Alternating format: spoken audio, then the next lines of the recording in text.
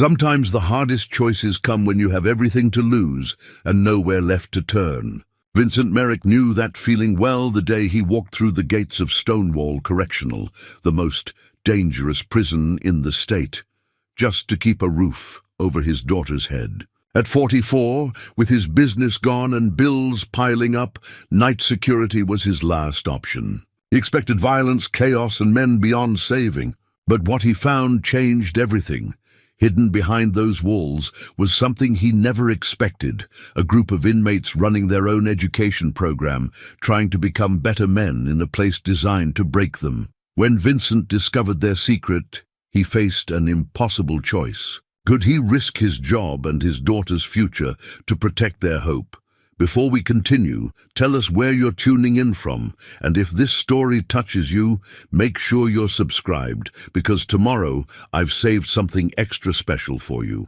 The parking lot of Stonewall Correctional Facility was nearly empty when Vincent Merrick pulled his aging pickup truck into a space marked staff. Only 3 in the morning carried a particular kind of silence, the world holding its breath between yesterday's failures and tomorrow's uncertain promises. He sat there for a moment, hands still gripping the steering wheel, staring at the concrete fortress that would become his workplace for the foreseeable future. The prison rose against the night sky like something out of a nightmare. All grey concrete and razor wire, floodlights casting harsh shadows across the perimeter. Stonewall had been built in the 1970s to house 800 inmates. It now held nearly 2,000. Vincent had heard the stories: riots, stabbings, guards assaulted. This wasn't some minimum security facility where white-collar criminals served soft time. This was where the state sent men it had given up on. He pulled his wallet from his pocket and opened it to the photograph tucked behind his driver's license. Sophie, 15 years old, caught mid-laugh at her birthday party last year before everything fell apart. Dark hair like her mother's, the same quick smile that could light up a room. She was the reason he was here, the only reason that mattered. 6 months ago, Vincent had owned Merrick Construction, a small but respectable contracting business he'd built over 15 years. Not wealthy, but comfortable. Enough to keep Sophie in a good school, food on the table, occasional dinners out. Then came the fall from the scaffold, 20 feet onto concrete. 3 cracked ribs, a shattered wrist, 6 weeks unable to work. In construction, if you're not working, you're not earning. The jobs dried up. Clients moved on.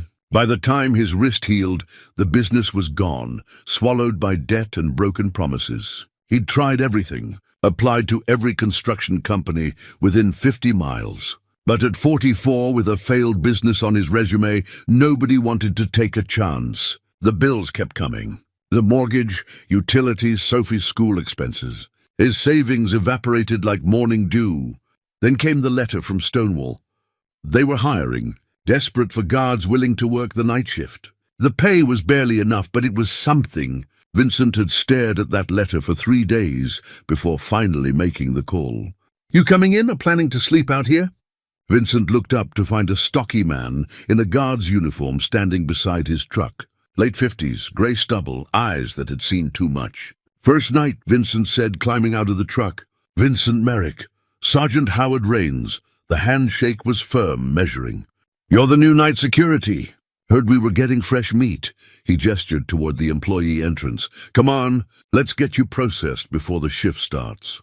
The interior of Stonewall matched the exterior, institutional green walls. Fluorescent lights humming overhead, the smell of industrial cleaner failing to mask something deeper and more unpleasant. Raines led Vincent through a series of security checkpoints, each door clanging shut with mechanical finality. "You ever worked corrections before?" Raines asked, signing Vincent in at the main desk. "No, sir.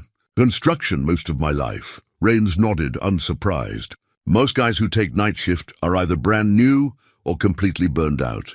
You'll figure out which category you fit soon enough." He handed Vincent a badge and a set of keys. "Here's the basics. You'll be responsible for rounds on C and D blocks. That's medium and maximum security. Walk each tier every hour. Check cells, common areas, make sure nothing's brewing. What should I be looking for?" "Trouble. It comes in all forms here. Could be a fight getting ready to pop off. Could be contraband, drugs, weapons, phones. Could be nothing at all until suddenly it's everything. Rains started walking again, leading Vincent deeper into the facility. The most important thing to understand about Stonewall is that you're outnumbered. 2,000 inmates, maybe 40 staff on a good day. Night shift. You'll have 6 guards covering the whole facility. They pass through another security door into C block. The cell tier stretched 3 stories high, narrow catwalks connecting each level.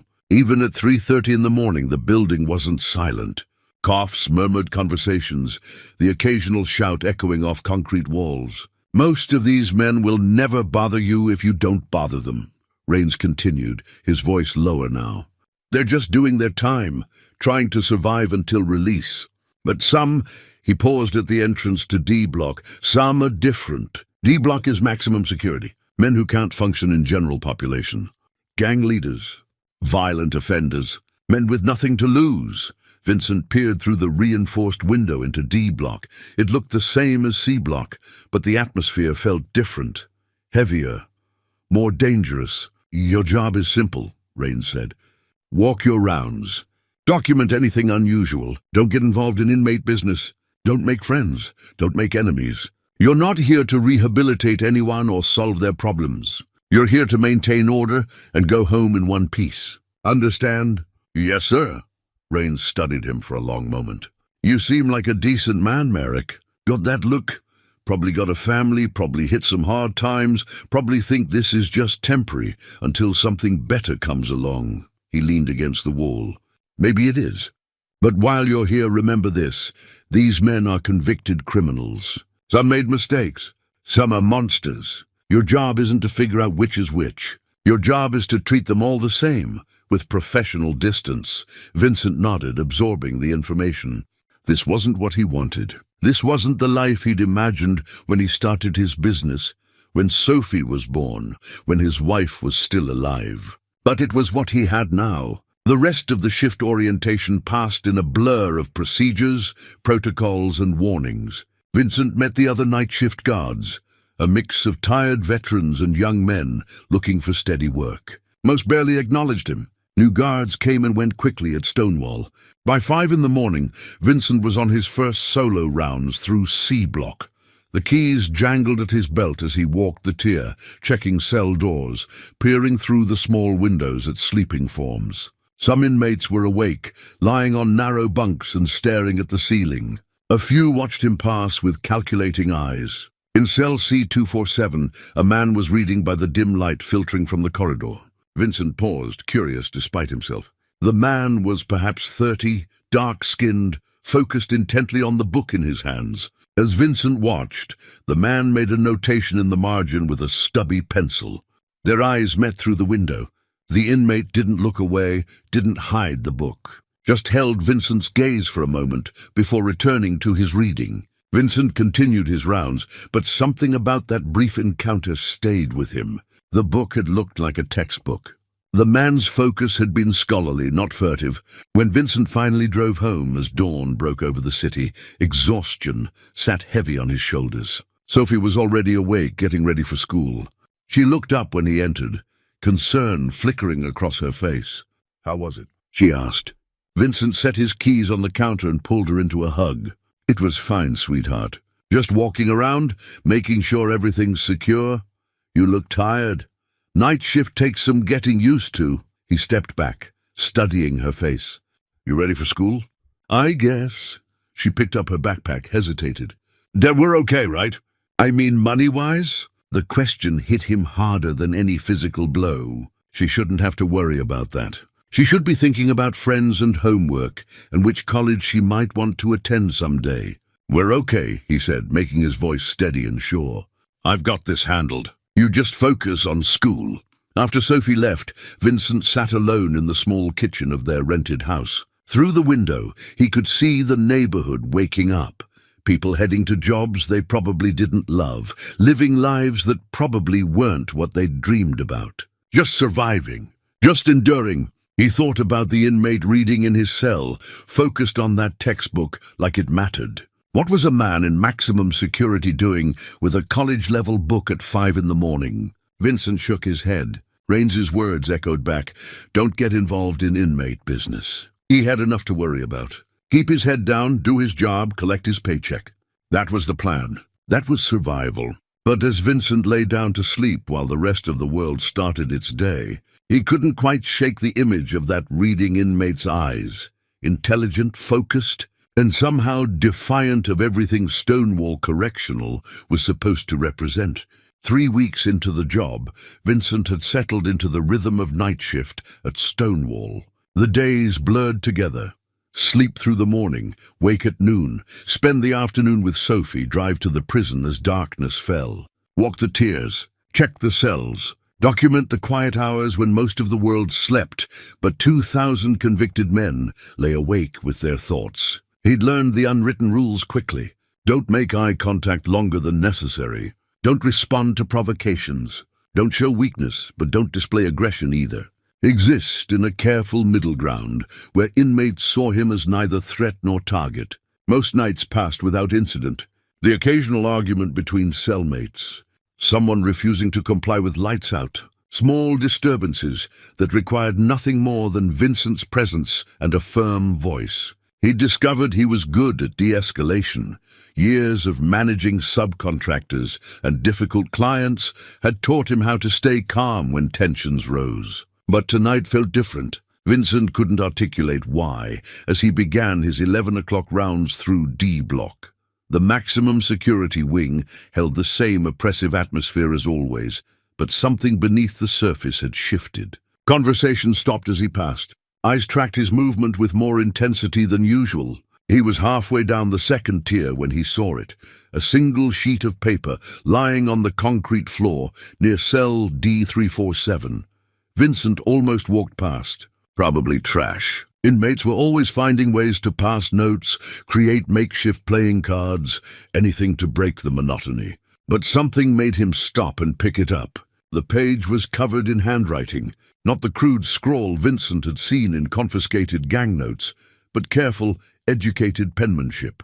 At the top, someone had written Hamlet Act 3, Scene 1 in precise letters. Below that, the famous soliloquy had been copied out word for word. To be or not to be, that is the question, whether 'tis nobler in the mind to suffer the slings and arrows of outrageous fortune, or to take arms against a sea of troubles. But what caught Vincent's attention were the margin notes. Someone had analyzed the text with the kind of sophistication Vincent associated with college literature courses. Annotations about Shakespeare's use of metaphor, questions about Hamlet's true intentions, references to other philosophical works. Vincent looked up at cell D347. Through the small window, he could see the inmate he'd noticed on his first night, the man reading by dim light. Tonight, the man was awake, sitting on his bunk with a thick textbook open across his knees. Their eyes met again. This time, Vincent saw recognition there. The inmate knew this was his page. Knew Vincent had found it. Vincent should have kept walking. Should have thrown the paper away or reported it as contraband. Instead, he found himself stepping closer to the cell door. "You dropped something," Vincent said quietly. The inmate stood slowly, approaching the door with careful, non-threatening movements. Up close, Vincent could see he was younger than he'd first appeared, maybe early 30s. Intelligent eyes studied Vincent from behind the small window. "Appreciate you picking that up," the man said. His voice was educated, cultured, not what Vincent expected from someone in maximum security. He'd been working on that analysis for a few days. "Shakespeare," Vincent said, holding up the page. "Deshaun Foster." The inmate offered his name like they were meeting at a library instead of through a cell door. "And yeah, Shakespeare. Hamlet specifically. You familiar with it?" Vincent thought back to high school English decades ago. "Read it once. Long time ago? It holds up." Deshaun's mouth quirked in something almost like a smile. Turns out the questions Shakespeare asked 400 years ago about purpose, about action versus inaction, about whether suffering has meaning, those questions don't really change. Vincent glanced at the textbook visible through the window. "What are you reading?" Introduction to Philosophy. Correspondence course through the community college. Deshawn must have seen Vincent's surprise because he continued, I know what you're thinking. What's a guy in D block doing with a college textbook? Fair question. Wasn't going to ask. Most guards don't. Most guards don't care. Deshawn leaned against the cell door. I got a question for you, though. You going to report this? The book, the papers? Technically, it's unauthorized material. Vincent looked down at the Shakespeare analysis in his hand. The careful annotations, the obvious intelligence and effort invested in understanding a 400-year-old play. Why Hamlet? He asked instead of answering. Deshawn seemed to consider whether to respond. Because Hamlet's stuck, he finally said. Stuck between who he was and who he needs to become. Stuck between the world that is and the world that should be. Stuck knowing the right thing to do, but unable to do it because the cost is too high. He paused. Guess that resonates in here. Vincent folded the page carefully and passed it back through the meal slot in the door. Deshawn took it, surprise flickering across his face. Finish your analysis, Vincent said. But maybe keep better track of your papers. He walked away before Deshawn could respond, continuing his rounds with his mind churning. When he reached the end of the tier and started down the stairs, he noticed other things he'd missed before. In cell D312, another inmate had papers spread across his bunk, worksheets of some kind. In D289, someone was writing by flashlight after lights out, hunched over what looked like an essay. Vincent completed his rounds mechanically, but his attention kept drifting back to what he'd seen. This wasn't random. This was organized. Multiple inmates in D block engaged in serious academic work, all of it hidden from official view. The next morning, over breakfast with Sophie, Vincent found himself distracted. Dad, Sophie's voice pulled him back. I asked if you could help me with my history essay. Sorry, sweetheart. What's the topic? Criminal justice reform. We're supposed to argue whether rehabilitation or punishment should be the primary goal of incarceration. She pushed her cereal around the bowl. It's stupid. Who cares what I think about criminals? Vincent looked at his daughter. Bright, privileged with opportunities, no real understanding of what desperation could drive people to do. Then he thought of Deshawn Foster, analyzing Hamlet in a maximum security cell at 3 in the morning. Maybe the question isn't as simple as it sounds, he said. Over the next few nights, Vincent paid closer attention during his rounds. He started noticing patterns, certain inmates congregating briefly during recreation time before dispersing. Items being passed between cells, books, papers, pencils. Nothing violent or threatening, but definitely covert. On his 4th night after finding the Shakespeare page, Vincent noticed something else. During his 2 a.m. rounds, he heard voices coming from the direction of the maintenance closet on D Block's 3rd tier. Low, intense discussion. He approached quietly. The closet door was slightly ajar. Through the gap, Vincent could see 3 inmates inside, crowded around something on the floor. He recognized Deshawn among them. Can't keep using this space, one was saying. Martinez is getting suspicious. He's already asked why I'm up here so much. We'll figure it out, Deshawn replied. We've made it this far. 3 months without getting caught. We just need to be more careful. Vincent's hand moved to his radio. This was it. Inmates meeting secretly, clearly violating protocol. His job was to report it. Call for backup. Shut it down. But he hesitated. The GED test is in 6 weeks, another voice said. Andre's been working toward this for 2 years. We can't stop now. GED test, education, not a drug deal or gang meeting. Vincent stepped back from the door, his mind racing. He should report this. Clear violation of rules. But something stopped him. The memory of Deshawn's Shakespeare analysis. The dedication in those margin notes. The quiet desperation of men trying to better themselves in a place designed to warehouse them until release or death. He continued his rounds, leaving the closet undisturbed. But when Sergeant Rains caught him in the break room an hour later, Vincent knew his choice had been noticed. Heard some noise up on D3 during your rounds, Rains said, pouring coffee. His tone was casual, but his eyes were sharp. Everything okay up there? Couple inmates talking in their cells, Vincent replied. Nothing serious. You checked the maintenance closet? Vincent met his gaze. Didn't see any reason to. Rains studied him for a long moment. Word of advice, Merrick. Things happen in this prison that aren't in the rule book. Sometimes the smart move is to not look too close. Other times, not looking is the fastest way to get hurt or get someone else hurt. Which is this. That's what you need to figure out. Rains set down his coffee cup. But figure it out fast. Because once you make a choice to see something or not see it, you can't unmake it. You understand what I'm telling you? Vincent nodded slowly. He understood perfectly. He'd crossed a line tonight. The question was whether he'd crossed it toward danger or toward something else entirely. When Vincent drove home that morning, dawn painting the sky in shades of orange and pink, he found the Shakespeare page folded in his pocket. He must have picked it up again without thinking. He pulled it out at a red light and read Duchamp's final notation. Hamlet's tragedy isn't that he fails to act. It's that he knows what's right but fears the cost of doing it. The question isn't whether to act, it's whether we're brave enough to pay the price. Vincent folded the page and tucked it back in his pocket as the light turned green. Vincent spent the next week observing. Not obviously, he'd learned that much in his short time at Stonewall. But during his rounds, he paid attention to the small details that revealed the patterns beneath the surface. Cell D347, Duchamp Foster. Awake most nights, always reading or writing. Textbooks on philosophy, sociology, psychology. Notes organized in careful folders. Cell D289, Andre Washington. Mid-30s. Covered in faded gang tattoos that spoke of a different life. Now spent his nights working through GED practice tests, erasing and reworking math problems until he got them right. Cell D329, Luis Herrera. Young, couldn't be more than 25.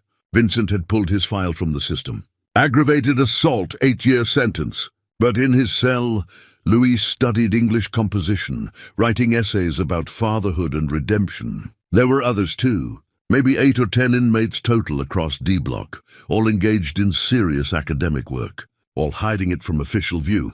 On his 9th night after finding the Shakespeare page, Vincent made a decision. During his 3 a.m. rounds, when the prison was at its quietest, he took a detour to the maintenance closet on D3. The door was locked, as it should be, but Vincent had keys to every non-secure area in his assigned blocks. He opened the door and stepped inside. The small space had been transformed. Boxes of cleaning supplies had been pushed aside to create a clear area on the floor. Textbooks were stacked carefully in the corner, maybe 20 volumes covering everything from basic math to college-level literature. A hand-drawn chart on cardboard tracked study schedules and test dates. Next to it, a makeshift library catalogue listed every book, who had it, and when it was due back. Vincent knelt down and examined the catalogue.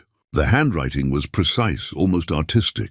Each entry noted the book title, current reader, and date borrowed. Return dates were carefully tracked. Notes indicated if a book was damaged or missing pages. This wasn't chaos. This was organization. Dedication. Someone had invested serious time and effort into creating a system. You going to turn us in? Vincent spun around. An older man stood in the doorway, 60s, grey hair, weathered face. He moved with the careful dignity of someone who'd learned to carry himself with authority, even in confinement. Terence Blackwell, the man said, stepping inside and closing the door behind him. I'm guessing you've been watching us for a while now. Noticed you lingering near certain cells during rounds. Seen you studying that piece of paper Duchamp dropped. Vincent stood slowly, hand moving toward his radio. Before you call that in, Terence continued, give me 2 minutes to explain what you're looking at. Then if you still want to report it, I won't fight you. But 2 minutes. That fair? Vincent's hand stopped. Something about the old man's voice, calm, reasonable, the tone of someone used to teaching rather than threatening, made him pause. 2 minutes, Vincent agreed. Terence gestured to the textbooks. This started 3 years ago. Just me and one other inmate studying vocabulary from a dictionary someone's family sent in. We'd quiz each other during yard time. Nothing formal, just 2 men trying to keep our minds sharp. He picked up one of the textbooks, running his fingers over the cover with something like reverence. Word got around. Other men asked if they could join. We started small, basic literacy GED prep. I was a high school teacher before, he paused. Before I made the worst mistake of my life and ended up here. I knew how to structure lessons, create curriculum. We met in the chapel during prayer time at first. Nobody paid attention to a few inmates reading the Bible together. What changed? Vincent asked. We got more ambitious. Men started wanting real education, college courses, certification programs. We connected with a volunteer on the outside who helped us get materials. Father Brennan, the chaplain who visits on Sundays. He's actually a retired professor. He brings in textbooks, arranges for correspondence courses, helps with the administrative side. Terence set the book down carefully. We've had 6 men complete their GED. 2 are working toward associate degrees. Andre Washington, Cell 289, has been accepted to a community college program. He'll start taking courses next semester if he can stay on track. Why hide it? Vincent asked. If you went through official channels, have you met our warden? Terence's laugh was bitter. Official channels at Stonewall mean months of bureaucracy followed by rejection. This prison doesn't believe in rehabilitation. We warehouse men until their sentences expire, then release them back to the streets with no skills, no education, and no hope. Then act surprised when they come back. He moved to the door, checking the corridor before continuing. But that's not even the biggest problem. You know what happens when certain inmates decide a man is getting too educated, too focused on bettering himself. They see it as weakness, as betrayal of the culture in here. We've had men threatened for reading, books destroyed. Deshawn got jumped last year for helping someone with math homework. Vincent thought about the gang dynamics he'd witnessed, the unspoken hierarchies, the violence always simmering beneath the surface. And the guards? He asked. Terence's expression hardened. Most don't care what we do as long as we stay quiet. But some see any inmate activity they don't control as a threat. We've learned to stay invisible, meet in shadows, keep the books hidden, pretend we're nothing more than the criminals they expect us to be. The 2 minutes had long passed. Vincent should be calling this in, should be documenting everything he'd found, should be following protocol. Instead, he asked, why bother? If it's this dangerous, this difficult, why keep trying? Terence met his eyes directly. Because what else do we have? I'm 63 years old. I'll die in this prison. My sentence is natural life, but I can choose how I spend those years, rotting in despair or maintaining my dignity by using my mind. These younger men, they have a chance. Andre has a son he's never met. 8 years old. When Andre gets out in 3 years, he wants to be someone his boy can be proud of. Not just another deadbeat ex-con, but a father with an education and a future. He gestured to the catalog. This isn't just about passing tests. It's about proving we're more than our worst moments. That we can change. That we deserve a second chance. Vincent looked at the careful organization, the dedicated record-keeping, the worn textbooks that represented hope in a place designed to crush it. How many guards know? He asked. Hard to say. Most look the other way. 1 or 2 actively help, unlock doors at the right times, give us warning when administration's around. But we never know who we can really trust. Vincent picked up the catalogue, studying the careful entries. This handwriting. This is yours? 30 years teaching high school English. Old habits die hard. The Shakespeare analysis. Deshawn's work? He's my best student. Has a natural gift for critical thinking. Shame he didn't discover education before he discovered the streets. Vincent set the catalogue down carefully, mind racing through implications and consequences. His daughter needed him employed, needed his paycheck, needed stability. Getting involved in an unauthorized inmate program was the fastest way to lose everything. But he thought about Sophie's history essay, about rehabilitation versus punishment, about whether people could change or were forever defined by their mistakes. I need to finish my rounds, Vincent finally said. Terence nodded, resignation in his eyes. Understand, you've got your own problems, your own family to protect. I respect that. Vincent moved toward the door, then stopped. This catalogue. You're missing return dates on 3 books. Terence blinked. What? Entries 12, 15, and 22. You've got who has them and when they were borrowed, but no expected return dates. Makes it harder to track if someone's holding on to materials too long. Vincent looked back at the old man. Just an observation, he left before Terence could respond. The rest of the shift, Vincent moved through his rounds mechanically, his thoughts churning. He'd crossed another line tonight, not just looking away but engaging, offering advice, acknowledging the program's legitimacy by treating it like something worth improving. When he got home, Sophie was already awake, studying at the kitchen table. "Morning, Dad," she said without looking up from her textbook. "What are you working on?" "That criminal justice essay. I picked rehabilitation as my argument." Vincent poured himself coffee, watching his daughter frown over her notes. "What made you choose that side?" "I don't know. Just seems like if someone really wants to change, shouldn't we give them the chance? Like, yeah, they did something wrong, but if we just lock them up and throw away the key, what's the point? They're still people, right?" Vincent thought about Terence's careful catalogue. Deshawn's Shakespeare analysis. Andre's GED practice tests. "Yeah," he said quietly. "They're still people." Sophie looked up. "You okay? You seem different lately. Just tired." "Night shift takes adjustment, but that wasn't entirely true." Vincent wasn't just tired. He was conflicted. Torn between the safe choice and the right choice. Between protecting his daughter's security and honoring his own sense of what mattered. That night when he returned to work, Vincent found a small note tucked into his locker. Just 3 words in careful handwriting. "Thank you, TB." Vincent held the note for a long moment, then tucked it away and headed to his rounds. He didn't report what he'd found, didn't document the unauthorized program, didn't mention the catalogue or the textbooks or the maintenance closet transformed into a secret classroom. Instead, during his rounds that night, Vincent made sure to walk past the closet at exactly 3:15, late enough that most guards would be in the break room, early enough that the inmates meeting inside would have time to finish their session and return to cells before the next official check. It wasn't much, just a small adjustment to his routine. But Terence was right about one thing. Once you made a choice, you couldn't unmake it. Vincent had made his choice.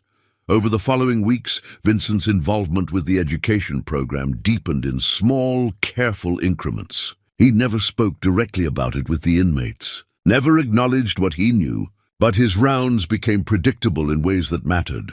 3:15 a.m. He'd be checking C block while the study group met in the D3 maintenance closet. 4:30, he'd take his break, giving them time to return materials and disperse. When he did walk past the closet, he'd make sure his footsteps were loud, giving anyone inside time to appear occupied with legitimate activities. The inmates noticed. Vincent could see it in their eyes during rounds, gratitude mixed with caution. They understood he was taking a risk, even if a small one. One night, in his 3rd month at Stonewall, Vincent encountered a new face in the program. Cell D198, a man named Andre Washington, stood at his door during rounds, a GED practice book visible on his bunk. "Officer Merrick," Andre said quietly as Vincent passed. "Got a question about something mathematical. You any good with algebra?" Vincent stopped, glancing around the empty tier. "Been a long time." "Yeah, me too." Andre held up a worksheet through the window. "Trying to figure out these quadratic equations. The book explains it, but I keep getting stuck on the same problem." Vincent studied the worksheet. The work shown was methodical, careful. Andre had been trying different approaches, erasing and reworking each attempt. "You're setting up the formula right," Vincent said. "But here, you're dropping the negative sign when you move it to the other side. That's throwing off your final answer." Andre looked at the problem again, then his face cleared. "Oh man, I've been making that same mistake on like 6 problems. That's why none of my answers match the key. Check the others with that in mind. Bet they'll work out. Appreciate it." Andre hesitated. "Terence said you're solid, that we can trust you. Just wanted you to know what you're doing, giving us space to study. It matters. To all of us." Vincent nodded, uncomfortable with the gratitude. "Just doing my rounds." "Right." Andre's smile suggested he understood the necessary fiction. "Just doing your rounds." 2 nights later, Vincent met Father Brennan for the first time. The chaplain was leaving the facility after evening services when Vincent arrived for his shift. Terence had mentioned the priest, but seeing him in person added new context to the operation. Father Brennan was perhaps 60, grey hair and kind eyes behind wire-rimmed glasses. But when he shook Vincent's hand, his grip was firm and his gaze assessing. "Vincent Merrick," Brennan said. "I've heard about you. Father, walk with me a moment?" Brennan gestured toward the parking lot, away from the facility's cameras and listening ears. They walked in silence until they reached Brennan's car. "I've been supporting Terence's program for 2 years," Brennan said without preamble. "Bringing in textbooks, coordinating with correspondence schools, helping with administrative paperwork. It started small, a few men wanting to study scripture more seriously. Then Terence realized he could teach them more than just biblical interpretation. You're taking a significant risk," Vincent observed. "We all are, but some things are worth the risk." Brennan pulled a worn sociology textbook from his car. "This is for Deshawn. His current text is falling apart. I'm not supposed to bring in unauthorized materials, but I've found that acting like I belong usually means nobody questions me." He handed the book to Vincent. "I can't get materials directly to the men anymore. Warden's office has been watching me more closely. But if someone else were to leave this in, say, the maintenance closet on D3, I understand." Brennan studied him carefully.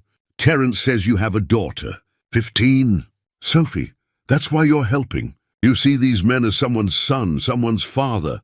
You see them as human." Vincent thought about his conversation with Sophie about her essay, about rehabilitation and second chances. "I see men trying to better themselves against impossible odds. Seems like that should be encouraged, not punished. The system doesn't agree. Education is expensive. It requires staff, resources, oversight. Easier to warehouse people than to transform them." Brennan's voice carried decades of frustration. "I've been a prison chaplain for 15 years. I've seen men leave here barely able to read, with no job skills, no support system. Then we wonder why they come back. How many have completed programs through your group?" 6 GED graduates. 2 associate degrees in progress. One man earned his bachelor's while inside. That was before I arrived, before security tightened. He's out now, working as a counselor for at-risk youth." Brennan smiled. "The recidivism rate for inmates who complete higher education programs is under 12%. For the general population leaving Stonewall, it's over 60%. Education works. The state just refuses to fund it adequately." Vincent took the sociology textbook. "I'll make sure Deshawn gets this." "Thank you." Brennan hesitated. "One more thing. Be careful around Officer Dixon. He works day shift, but he's been asking questions about D Block, about unusual inmate activities. He's not sympathetic to rehabilitation efforts. I'll keep that in mind." That night, Vincent left the textbook in the maintenance closet during his rounds. By morning, it was gone. The program continued expanding carefully. Vincent learned that the study group met 3 times a week, Mondays, Wednesdays, and Fridays at 3 a.m. On those nights, he made sure to be predictably elsewhere during that hour. The inmates came to trust his routine, to depend on the space he created for their education. But trust was a double-edged sword. One night, Vincent found Luis Herrera waiting by his cell door, agitation clear in his body language. "Officer Merrick," Luis said urgently, "need to talk to you about something." "What's wrong?" "There's a guy, Titus Monroe, runs one of the gangs in D Block. He's been asking questions about why certain guys are up late, why we're not joining his business operations. He knows something's going on." Vincent felt a chill. Gang involvement was the nightmare scenario Terence had warned about. What's he said specifically? "Just watching, making comments about how reading books doesn't make you money. How education is for people who've forgotten where they come from." Luis gripped the cell bars. "Thing is, I used to run with Titus's crew. That's how I ended up in here. He thinks I should still be loyal to that life. What do you want to do?" "Keep studying." Luis's voice was fierce. "I got a daughter I've never met. 3 years old. Her mom won't even let me see pictures because she's ashamed of who I am. I'm getting out in 4 years, and I want to be someone my little girl can meet without her mom being scared." "But Titus, He can make life real hard in here if he wants. Vincent considered the problem. Gang dynamics were beyond his authority. But the fear in Luis's eyes was real and justified. Keep your head down, Vincent advised. Don't antagonize him, but don't abandon the program either. I'll talk to Sergeant Rains about increasing patrols in D Block. That might make it worse. More attention. You have a better idea? Luis shook his head. Just thank you for believing we're worth the trouble. After that conversation, Vincent became more vigilant during his rounds. He noticed Titus Monroe now, a powerfully built man in his 40s, covered in gang tattoos, who held court in the D Block common area during recreation time. Other inmates deferred to him. Guards gave him wide berth. Titus noticed Vincent's attention too. Their eyes met one night during rounds, and Vincent saw the calculation there. Titus was assessing him, figuring out whose side he was on. The tension affected Sophie too, though Vincent tried to shield her from his work stress. One evening before his shift, she looked up from her homework with worry creasing her forehead. "Dad, are you in some kind of trouble?" "Why would you think that?" "You've been distracted. You barely sleep anymore. And yesterday, I heard you on the phone telling someone you couldn't promise anything, but you'd try your best." "That sounds like trouble." Vincent set down his coffee cup. "Work is complicated right now, but I'm handling it." "Is it dangerous?" He wanted to lie, to reassure her that everything was fine. But Sophie deserved more respect than that. "Sometimes, but most jobs have risks. I'm careful. Mom always said you were the kind of person who helped people even when it cost you something." Sophie's eyes were bright with unshed tears. "I love that about you. But I also need you to be okay. I can't lose you too." Vincent pulled her into a hug. "You're not going to lose me. I promise. Everything I do is so we can stay together, keep moving forward. You understand?"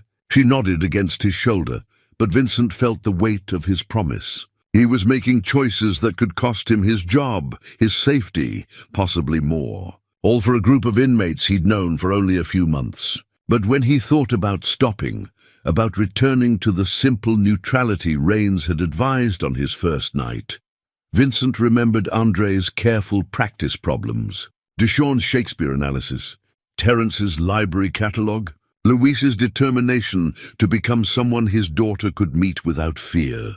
These men were trying to claw their way out of the hole they'd dug. The least Vincent could do was not kick dirt back down on them. That night at work, Vincent found another note in his locker. This one was longer, written in Deshawn's handwriting. "Officer Merrick, we know you're putting yourself at risk for us. We don't take that lightly. If this becomes too dangerous, we'll understand if you need to step back. But if you can keep giving us this chance, we won't waste it. You're helping us become the men we should have been all along. That's worth more than you know." The D Block study group. Vincent folded the note carefully and tucked it in his wallet next to Sophie's photograph. 2 images of the future he was trying to protect. 2 reasons to keep going, even as the situation grew more complicated. He headed to his rounds, keys jangling at his belt, ready for another night of walking the line between duty and conscience. The change in atmosphere at Stonewall was subtle at first, like the shift in air pressure before a storm. Vincent felt it during his rounds. Conversations that stopped abruptly when he approached, eyes tracking his movements with new intensity, a tension that hadn't existed before. It had been 2 months since Vincent started protecting the education program. In that time, the group had grown more confident, more organized. They'd added new members, expanded their meeting times, even started planning a small ceremony for their first official graduate. Andre Washington had passed his GED exam. Terence told Vincent about it during a brief conversation in the maintenance closet. The old man's face glowed with pride as he showed Vincent the official certificate that had arrived through Father Brennan's careful coordination. "And 20 years, Terence said, holding the certificate like it was made of gold. "And 20 years Andre's been in and out of the system. First time he's accomplished something legitimate. First time he's proven to himself he's more than the streets that raised him." The certificate was simple, just Andre's name, the date, and the official GED seal. But Vincent understood what it represented. Proof that change was possible. Evidence that these men weren't just serving time, they were transforming themselves. We want to do something to acknowledge it, Terence continued. Nothing big, just the study group, maybe 10 minutes in the storage room. Let Andre know his achievement matters. When? Vincent asked. Friday night, 3 a.m., same as our regular meeting time. Vincent nodded. I'll make sure D block is clear. Friday arrived with unseasonable cold, the kind that seeped through stone walls, concrete walls, and settled in your bones. Vincent started his shift at 11, checking in with Sergeant Rains as usual. Quiet night expected, Rains said, though something in his voice suggested otherwise. But keep sharp on D block. Administration's been asking questions about inmate activities. What kind of questions? The kind that means someone's been talking. Rains met Vincent's eyes with significance. You know anything about unauthorized inmate gatherings? Educational materials that aren't going through proper channels? Vincent kept his expression neutral. Just what I see on my rounds. Inmates reading mostly. Nothing that seems problematic. See that it stays that way. Rains turned back to his paperwork, but added, Watch yourself, Merrick. You're a good guard. Would hate to see you get caught up in something that costs you your job. The warning was clear. Someone had noticed. Someone was watching. Vincent carried that knowledge through his early rounds, hyper-aware of his surroundings. At 3 a.m., he positioned himself at the far end of C block while the study group met in the D3 maintenance closet. From his position, he could see anyone approaching and buy them time to disperse, if necessary. At 3:20, a door clanged shut somewhere above him. Vincent froze, listening. Footsteps on the metal stairs. Someone was doing an unscheduled round through D block. Vincent moved quickly, climbing to D3, just as Officer Dixon emerged from the stairwell. Dixon was day shift. He had no business here at 3 in the morning. Dixon, Vincent said evenly. Didn't know you were working nights. Covering for someone. Dixon's eyes narrowed. What are you doing up here? Your sector is C and D, but you should be on the lower tiers at this hour. Heard a noise. Checking it out. Right. Dixon moved past Vincent toward the maintenance closet. I'll help you check. Been meaning to inspect that storage area anyway. Heard rumors about contraband being stashed up here. Vincent's pulse quickened. The study group was in that closet right now. 10 inmates, including Andre with his GED certificate. Textbooks and materials spread out. No way to hide it all in time. Already checked it, Vincent said. Nothing but cleaning supplies. Then you won't mind if I verify. Dixon's hand moved to the doorknob. Vincent stepped forward, blocking his path. Dixon, there's nothing in there. You're wasting time we should be using to patrol the actual cell blocks. Step aside, Merrick. No. The word hung between them, heavy with implications. Dixon's expression hardened. You refusing a direct order from a senior officer? I'm suggesting we follow proper protocol. If you want to search that closet, file the paperwork and do it during day shift with proper authorization. I don't need authorization to open a storage closet in my own facility. Behind the door, Vincent heard the faintest scraping sound.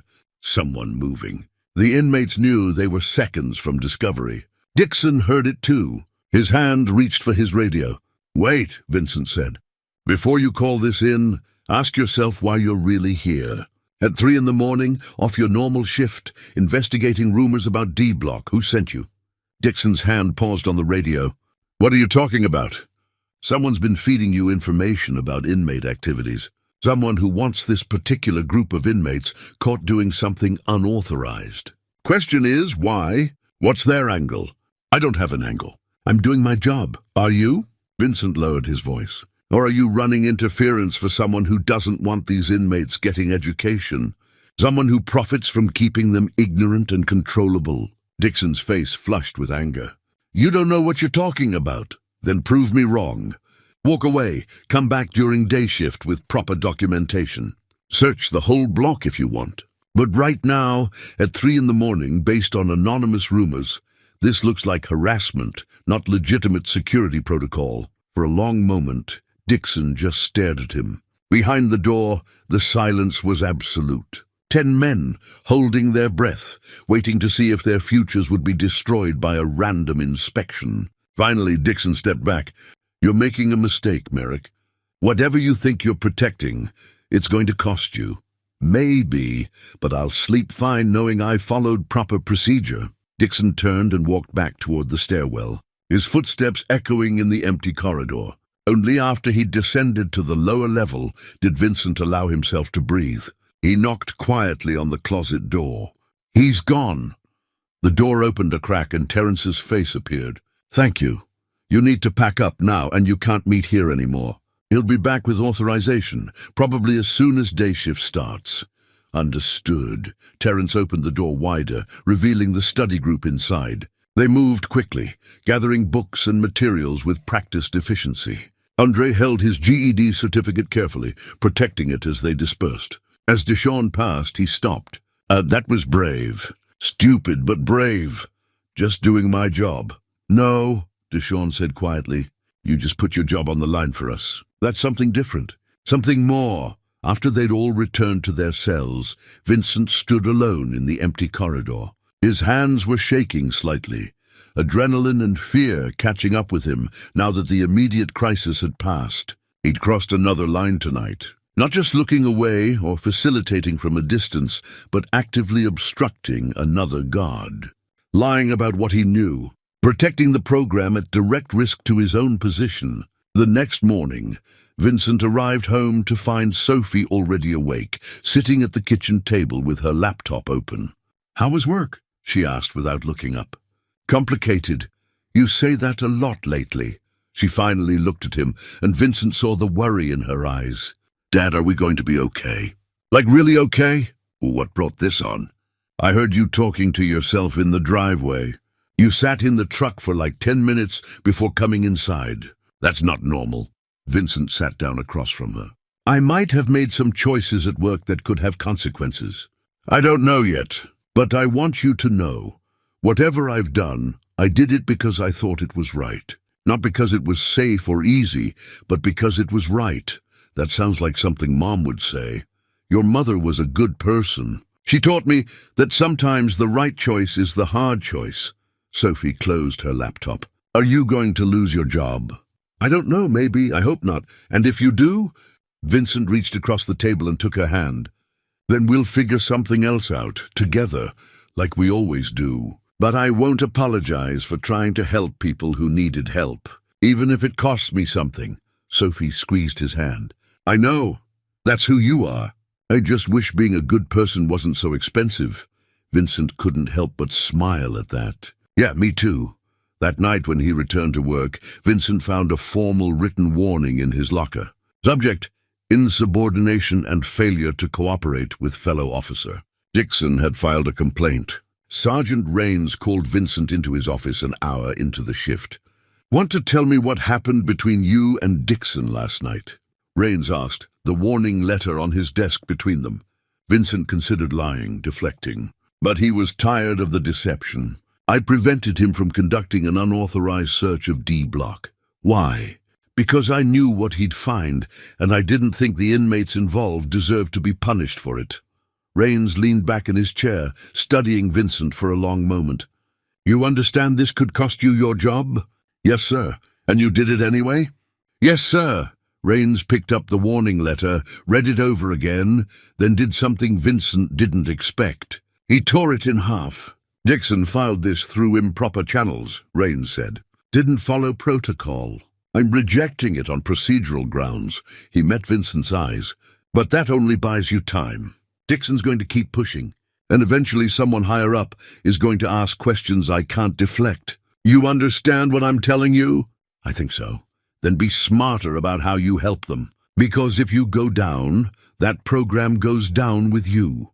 Vincent left the office with more questions than answers. Why had Rains protected him? What did the sergeant really know about the education program? And how much longer could they all keep dancing around the truth before everything came crashing down?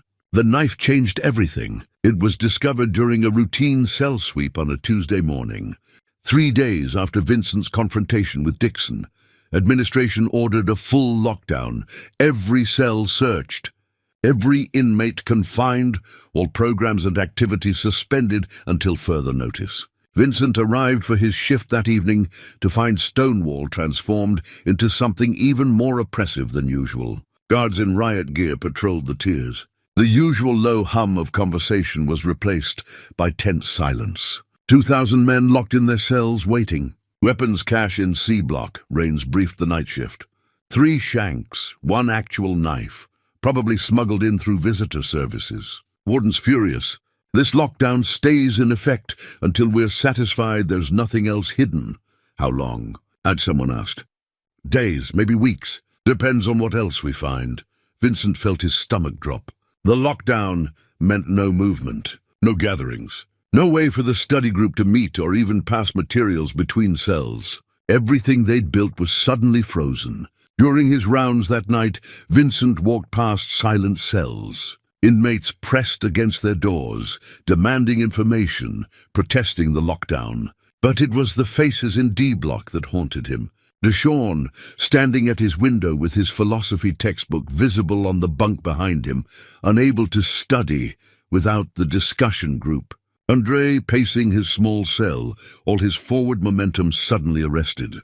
Luis, sitting on his bunk with his head in his hands. And Terence, standing at his cell door with quiet dignity, who just nodded when Vincent passed. A nod that said, "We knew this could happen. We'll endure." But enduring became harder as the lockdown extended. Day 3, administration began confiscating materials deemed unauthorized. Dixon led the search teams through D block, using the weapons sweep as cover to look for anything that violated protocol. Vincent watched helplessly as Dixon emerged from the maintenance closet on D3, carrying an armload of textbooks. "Look what I found," Dixon announced loudly, making sure every inmate on the tier could hear. Unauthorized educational materials, no proper documentation, no approval from the warden's office. He smiled at Vincent. Guess those rumors were true after all. The textbooks were logged as contraband. The inmates who'd been using them were written up for possession of unauthorized materials. By the end of day 4, 6 men from the study group were facing disciplinary hearings. Vincent tried to intervene, going to Rains with a carefully worded explanation. Those materials were educational. The men were studying on their own time. I don't see how that violates security. Materials brought into the facility without authorization violate protocol, Rains replied, though his tone suggested he agreed with Vincent. And Dixon's within his rights to confiscate them, so 6 men get punished for trying to better themselves. 6 men get punished for violating rules. Rains lowered his voice. I warned you this would happen. Dixon wants to shut down anything that looks like unauthorized organization. The weapons cache gave him the excuse he needed. On day 5, the situation escalated. Titus Monroe, the gang leader Luis had warned about, used the chaos to consolidate power. With everyone confined to cells, he couldn't move freely, but he could send messages through the ventilation system and brief moments when cell doors opened for meal delivery. Vincent overheard fragments during rounds, threats about cooperation, warnings about what happened to inmates who thought they were better than everyone else. Titus was using the lockdown to remind people who really controlled D block. Luis was his primary target. During meal delivery, Vincent heard raised voices from Luis's cell. You think your book's going to protect you? If someone called from a nearby cell. Titus says you forgot where you came from. Says when this lockdown ends, you need to remember your real family. Luis didn't respond, but when Vincent passed his cell, the younger man's face was drawn with fear. I can't do anything while everyone's locked down, Vincent said quietly. But when this ends, I'm dead. Luis's voice was flat. Or I go back to Titus's crew. Those are my options. The education thing, that's over. Dixon made sure of that. Vincent wanted to argue, to offer reassurance. But what could he say? Dixon had destroyed their materials. The men were facing discipline, and Titus was using the disruption to reclaim anyone who drifted from his control. The lockdown extended into its 2nd week. Vincent watched the study group members deteriorate under the combination of confinement, lost hope, and increasing pressure. Deshawn stopped reading. Andre stopped doing his practice problems. Even Terence seemed diminished, sitting motionless in his cell hour after hour. At home, Sophie noticed Vincent's growing despair. You're barely eating, she said one evening. And you look like you haven't slept in days. Work is difficult right now. Is someone hurt? Is it dangerous? Vincent thought about how to explain it. People I've come to care about are going through something hard, and I can't help them. The inmates, Sophie said. It wasn't a question. Vincent looked at her, surprised. How did you? Dad, I'm not stupid. You've been coming home stressed for months. You talk in your sleep sometimes about men named Andre and Deshawn. You had that note in your wallet from someone with the initials TB. She set down her fork. You're trying to help them, aren't you? The inmates who want to learn? There was no point denying it. Yes, and someone's trying to stop you. It's more complicated than that. There are rules, procedures. I've been bending them to protect something I believe in. Now there are consequences. Sophie was quiet for a moment. Remember my essay about criminal justice reform? You helped me understand that rehabilitation matters more than punishment, that people deserve second chances. She met his eyes. You taught me that. Now you're living it. I think that's brave. Brave or stupid? Maybe both. She smiled slightly. But mostly brave. Vincent felt something loosen in his chest. His daughter understood. More than that, she approved. Whatever happened at work, at least he had this, Sophie's respect, her understanding of why he'd made the choices he had. But the situation at Stonewall continued to deteriorate. On day 9 of the lockdown, Vincent was called to a meeting with the warden. Warden Castellano was in his 60s, career corrections officer who'd run Stonewall for 12 years. He sat behind his desk like a judge, with Dixon standing beside him and Rains positioned near the door. Officer Merrick, Castellano began, I've been reviewing reports about unauthorized inmate activities in D Block. Officer Dixon has documented evidence of an organized education program operating without official sanction. He also reports that you've been obstructing his investigations into this matter. Vincent kept his expression neutral. I've been following standard patrol protocols, sir. Have you been aware of inmates conducting unauthorized study groups? This was the moment. Vincent could lie, deny everything, try to save his job. Or he could tell the truth and face whatever came next. He thought about Sophie's words, about being brave, about living the values he'd tried to teach her. Yes, sir. I've been aware. And you didn't report it? No, sir. Why not? Vincent chose his words carefully. Because the inmates involved were studying legitimate educational materials. They were working toward GEDs and college credits. They weren't engaged in gang activity or planning violence. They were trying to better themselves. I saw no security threat, so I saw no reason to interfere. The threat, Dixon interjected, is that any unauthorized inmate organization undermines institutional control. Today, it's study groups. Tomorrow, it's something worse. Or tomorrow it's 6 men leaving this facility with education and hope instead of rage and desperation, Vincent countered. Recidivism rates for inmates who complete educational programs. I'm aware of the statistics, Castellano interrupted. But this facility has procedures for authorized education programs. Procedures that ensure oversight, safety, and accountability. What you allowed was none of those things. What I allowed was men trying to change their lives in a system that gives them no official avenue to do so. Castellano's expression hardened. Officer Merrick, you're suspended pending a full investigation. 2 weeks without pay. During that time, we'll review your conduct and determine if further disciplinary action is warranted, up to and including termination. The words hit like physical blows. 2 weeks without pay. Possible termination.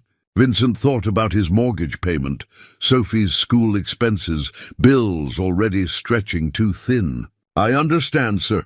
You're dismissed. Leave your badge and keys with Sergeant Rains. Vincent stood, moving toward the door on autopilot. As he passed Rains, the sergeant's expression was unreadable. In the hallway, Vincent removed his badge. The symbol of his last-chance job, the thing that had kept him and Sophie afloat, and handed it to Rains along with his facility keys. I'm sorry, Rains said quietly. For what? You warned me this would happen. I'm sorry that doing the right thing costs so much. Rains glanced back at the warden's office. For what it's worth, you made a difference. Those men in D Block, they'll remember what you did for them. Lot of good that does if I can't pay my mortgage. Vincent left Stonewall that morning knowing he might never return. As he drove home through early daylight, he thought about how to tell Sophie, how to explain that his principles had cost them their financial security, how to make her understand that he'd do it all again, even knowing the cost. When he pulled into the driveway, Sophie was waiting on the porch. One look at his face told her everything. "You lost your job," she said. "Suspended, maybe terminated." Vincent sat down beside her. "I'm sorry, sweetheart. I know we needed that income. I know this makes everything harder." Sophie was quiet for a long moment. Then she leaned her head against his shoulder. "You did the right thing. We'll figure out the rest." Vincent put his arm around her, grateful beyond words for her faith in him. But gratitude didn't pay bills, and faith didn't change the fact that he'd sacrificed their security for a principle. The question now was whether that principle had been worth the price. Vincent spent the first 3 days of his suspension in a fog of worry and inaction. He sent out job applications, knowing his chances were slim. A suspended corrections officer under investigation wasn't an attractive hire. He updated his resume, highlighting his construction background, hoping someone would overlook the gap in his employment. Sophie was supportive but worried. Vincent could see it in the way she started checking prices at the grocery store, in how she mentioned maybe getting a part-time job after school. She was 15. She shouldn't have to worry about keeping the lights on. On the 4th day, Vincent's phone rang. "Father Brennan." "I heard what happened," the priest said without preamble. "I'm sorry. This is partially my fault. I should have been more careful bringing in materials.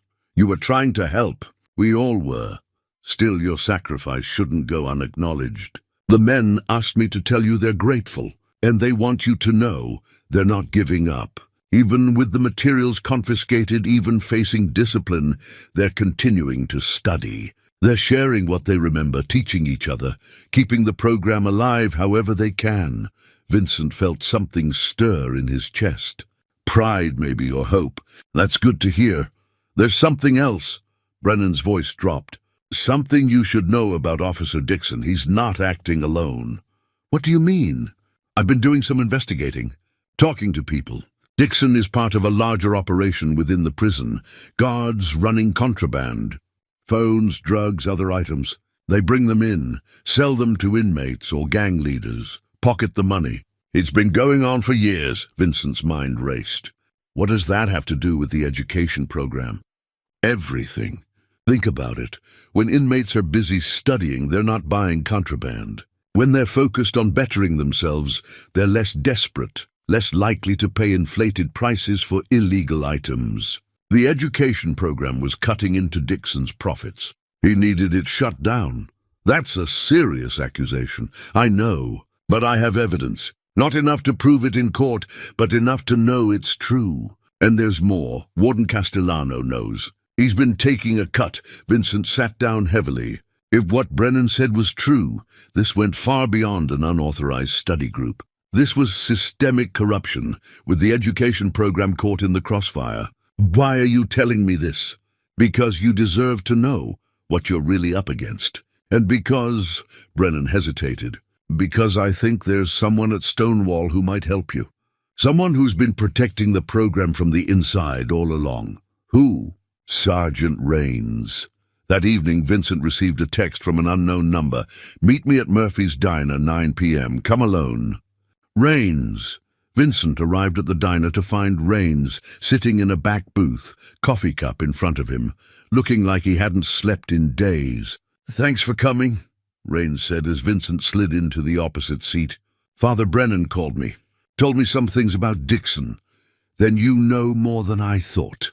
Rains pulled out a manila folder and pushed it across the table. "I need to show you something." Vincent opened the folder. Inside were personnel records, incident reports, financial documents, all marked confidential. "Where did you get these?" "I've been collecting them for 2 years, ever since I figured out what Dixon and his crew were doing." Rains tapped the top document. Read. Vincent scanned the papers. They detailed a pattern of suspicious incidents. Contraband found, but never properly logged. Inmates with unexplained cash. Guards with lifestyles that didn't match their salaries. Dixon's name appeared repeatedly. But what caught Vincent's attention was another document underneath, a proposal from 20 years earlier. Educational Rehabilitation Initiative for Stonewall Correctional Facility.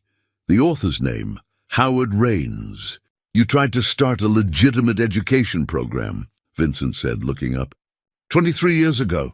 I was young, idealistic. Believed the system could change if good people pushed hard enough. Rains's face was bitter. Warden at the time, not Castellano, his predecessor, blocked it. Said education programs were expensive, that inmates didn't deserve special treatment. Later I found out the real reason. The warden was taking kickbacks from guards running contraband.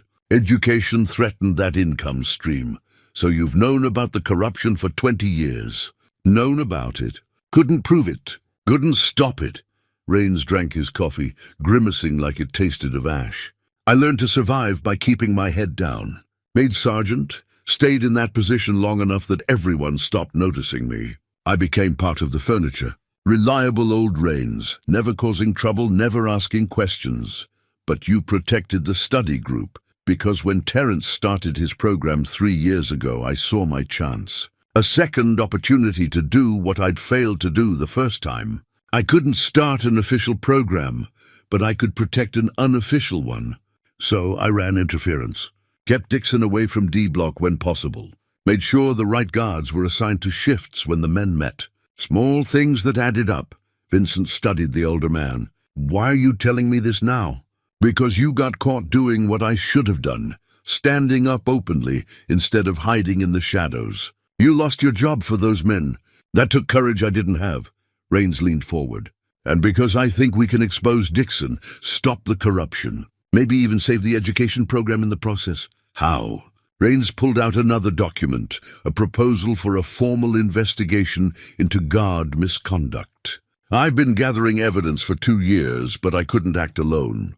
No one would believe a sergeant with an old grudge. But if we worked together, a suspended officer who witnessed the retaliation, a veteran sergeant with documentation of corruption, a priest who can testify about the program's legitimacy, we might have enough to force the State Corrections Board to investigate. Vincent thought about the risks.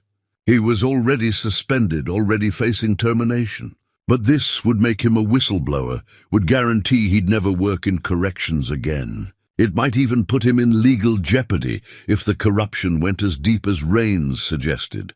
But he thought about Deshawn's Shakespeare analysis, Andre's GED certificate, Luis's desperate hope to become someone his daughter could meet, Terence's quiet dignity in the face of systematic oppression. What do you need from me? Vincent asked. Over the next hour, Rains laid out his plan. They'd need detailed testimony about Dixon's interference with the education program. They'd need proof that the contraband operation existed and that Dixon was part of it. They'd need to connect the dots between the guard corruption and the systematic suppression of rehabilitation efforts. There's someone in the State Corrections Oversight Office, Rains said. Inspector named Margaret Chen. She's been trying to investigate Stonewall for 3 years, but Castellano has political connections that keep blocking her. If we bring her solid evidence, she can force an investigation that bypasses the normal channels. And if we're wrong, if the evidence isn't solid enough, then we've destroyed our careers for nothing. Dixon will make sure we never work again. Castellano might even press charges, obstruction, conspiracy, who knows what else. Vincent thought about Sophie, about their precarious finances, about how much worse things could get if this went wrong. But he also thought about Terence's words from months ago. Dignity means being willing to lose everything for what's right. When do we start? Vincent asked. Rains pulled out a small recording device. Tomorrow. I need you to wear this during a meeting I've arranged with Dixon. I'm going to tell him I know about his operation and see if he'll talk. With you suspended, he might think I'm looking to join his crew, make some extra money before retirement. He'll be suspicious, probably. But he's also arrogant. Thinks he's untouchable. That arrogance might make him careless. Vincent took the recording device, feeling its weight in his palm. This small piece of technology could either save the education program or bury him completely. "There's something else you should know," Rains said quietly. "The inmates, when they heard you'd been suspended, they started organizing, writing statements about what the program meant to them, documenting their progress. They want to testify if it comes to that, even though it could hurt their parole chances. They shouldn't risk that. They say you risked everything for them. Least they can do is return the favor." Rains stood, leaving money on the table for the coffee. "Meet me tomorrow at 3 p.m., Old Warehouse on 7th Street. I'll have Dixon there. You stay hidden, record everything. After that," he paused, "after that we go to Inspector Chen and hope the evidence is enough." Vincent drove home with the recording device hidden in his jacket pocket. When he arrived, Sophie was doing homework at the kitchen table. "You okay?" she asked, looking up. "You seem different." Vincent sat down across from her. "I need to tell you something. Tomorrow I'm going to do something that might make our situation better, or might make it much worse. If it goes wrong, we could lose the house. Might have to move, start over somewhere else." Sophie's eyes widened, but she didn't panic. "If it goes right. If it goes right, maybe I help stop some people who've been hurting others for a long time. Maybe I help protect something good that deserves to exist." The education program. "Yeah." Sophie closed her textbook. "Do you think you can win?" "Honestly, I don't know. The odds aren't great, but you're going to try anyway." "Yes." Sophie reached across the table and took his hand. "Then I'm proud of you." "Whatever happens, I'm proud." Vincent squeezed her hand, grateful for her faith, even as fear churned in his stomach. Tomorrow would determine everything. His career, their financial future, the fate of the education program, and whether justice could prevail against entrenched corruption. He spent that night preparing, reviewing everything Rains had told him, checking the recording device, trying to anticipate what could go wrong. At 2 a.m., unable to sleep, Vincent pulled out his wallet and looked at Sophie's photograph. Next to it, he placed the note Deshawn had written months ago. Hamlet's tragedy isn't that he fails to act. It's that he knows what's right, but fears the cost of doing it. Tomorrow, Vincent would act. And whatever the cost, he'd pay it knowing he'd chosen courage over safety, principle over survival. The question was whether courage would be enough. The warehouse on 7th Street had been abandoned for years, its windows broken and walls covered in graffiti. Vincent arrived at 2:30, 30 minutes early as Rains had instructed. The recording device was taped to his chest, hidden beneath his shirt. Its presence, a constant reminder of what was at stake. Rains met him at the back entrance, checking to make sure no one had followed. "Dixon will be here at 3, Rains said, leading Vincent to a second-floor office that overlooked the main warehouse floor. "You'll record from up here. I'll be down there with him. If anything goes wrong, if he gets violent or suspicious, you run. Don't try to help me. Just get the recording to Inspector Chen. You think he'll actually confess?" "I think he'll say enough. Dixon's smart, but he's also greedy. And right now, he thinks he's won.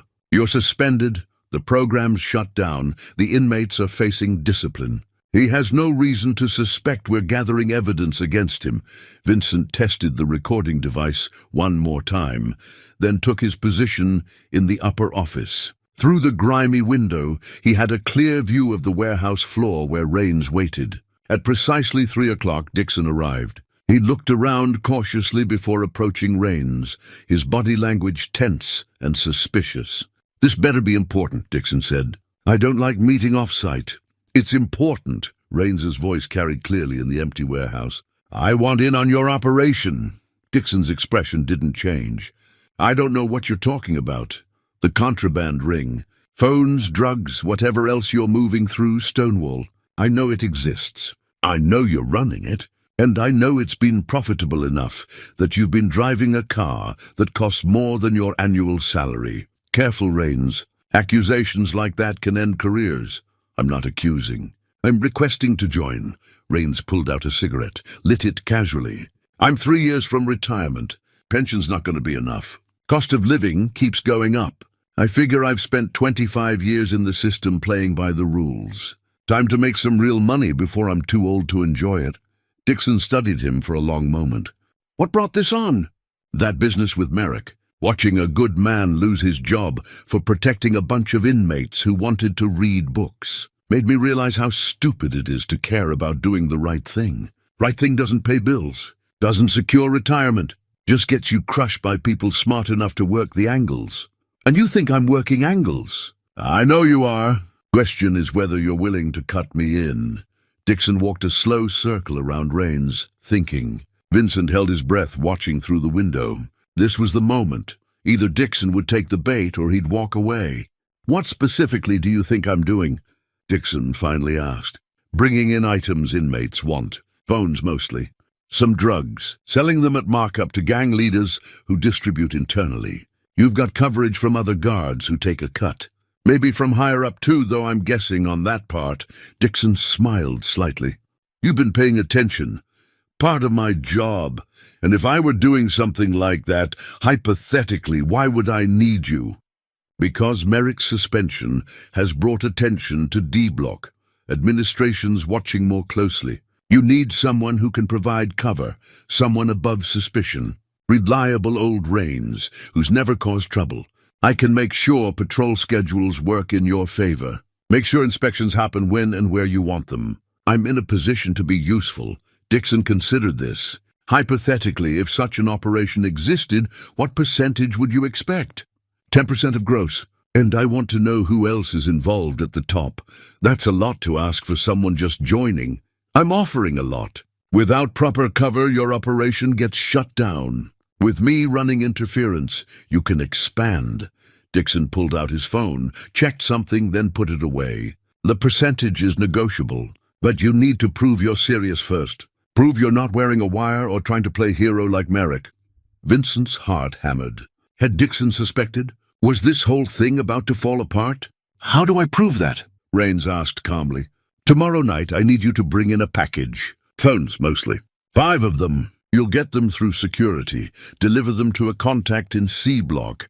If you can do that without getting caught, without reporting it, then we'll talk about bringing you in fully. And if I refuse, then this conversation never happened. But you should know, if you refuse, I'll assume you're trying to build a case against me. That would be unfortunate. For both of us. The threat hung in the air. Rains nodded slowly. I'll do it. Tomorrow night. Good. Dixon headed toward the exit, then stopped. One more thing. That education program you've been protecting, it's done. Those inmates are being transferred to different facilities next week. Separated so they can't reorganize. The warden wants them scattered, wants to make sure this doesn't happen again. Seems excessive. Seems necessary. Can't have inmates thinking they can organize anything without authorization. That's a bad precedent. Dixon smiled coldly. Your friend Merrick cost those men their shot at redemption. Hope he thinks it was worth it. After Dixon left, Vincent came down from the office, his hands shaking. You got it all? Every word. Vincent checked the recording. Dixon's voice was clear, his admission of the operation unmistakable. But Vincent's mind was stuck on the final revelation. They're transferring the inmates, separating them. We expected retaliation. We expected discipline, maybe some restrictions.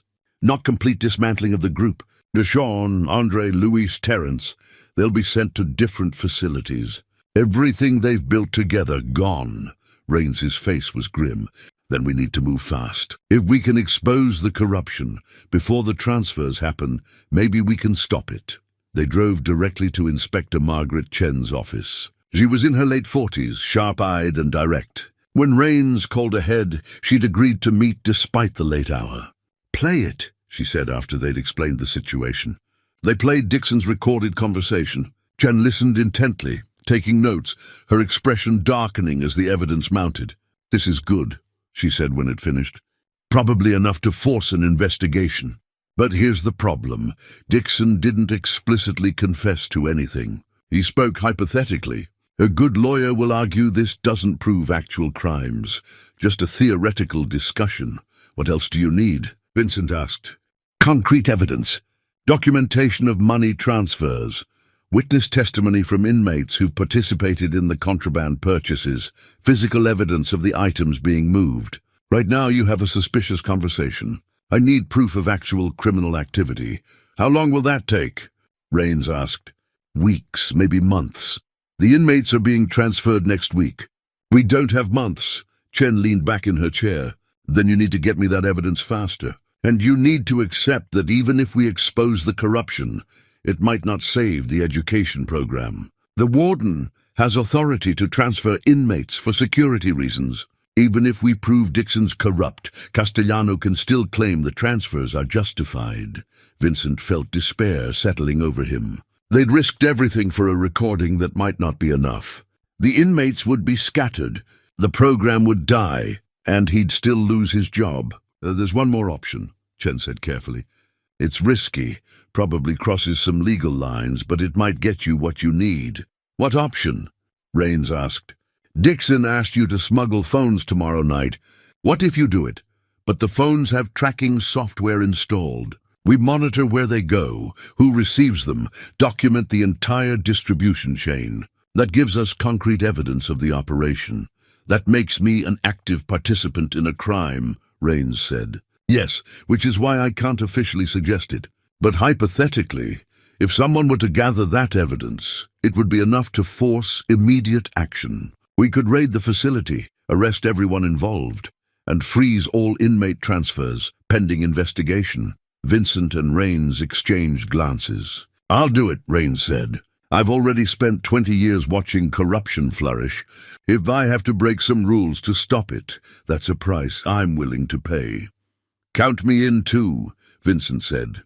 I'm already suspended. Might as well make it count. Chen pulled out paperwork. I can't officially authorize this, but I can tell you that if you bring me documented evidence of an active contraband operation, I'll have state police at Stonewall within hours. The inmates won't be transferred because the facility will be under investigation. The education program participants will be protected as witnesses. They spent the next 2 hours planning. Chen provided tracking-enabled phones that looked identical to the contraband Dixon was expecting. She explained the legal risks. If they were caught, they'd face criminal charges alongside the guards they were trying to expose. One more thing, Chen said as they prepared to leave. I've been investigating Stonewall for 3 years. Every time I get close, evidence disappears or witnesses recant. Warden Castellano has connections at the state level that have protected him. This is your one shot. If it fails, those connections will make sure no one can touch him again. Make it count. Vincent and Rains left the office as dawn broke over the city. They had less than 24 hours to prepare. Tomorrow night, they'd either expose the corruption at Stonewall or destroy themselves in the attempt. Vincent drove home to find Sophie awake, pacing the kitchen. I couldn't sleep, she said. Did it work? Did you get what you needed? Maybe. We have one more step tomorrow night. After that, Vincent pulled her into a hug. After that, either everything gets better or everything falls apart. There's no middle ground anymore. I'm scared, Sophie admitted. Me too, sweetheart. Me too. But beneath the fear was something else, purpose, clarity. For the first time in months, Vincent knew exactly what he needed to do. The path forward was terrifying, but it was clear. Tomorrow night would determine everything, and Vincent intended to make sure that when the truth came out, it would be loud enough that no one could ignore it. Vincent arrived at Stonewall at 10 p.m., though his suspension meant he had no official reason to be there. He parked 3 blocks away, keeping to the shadows as he approached the employee entrance where Rains waited. You sure about this? Rains asked, handing Vincent a visitor badge he'd forged. No, but I'm doing it anyway.